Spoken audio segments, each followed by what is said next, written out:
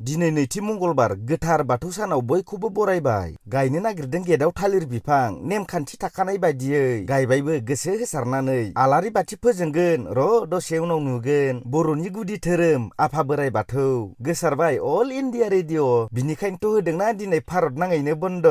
सानदोंमोन नामा ओरैनो बन्द'? नङा नङा, जोंनि थाखायसो।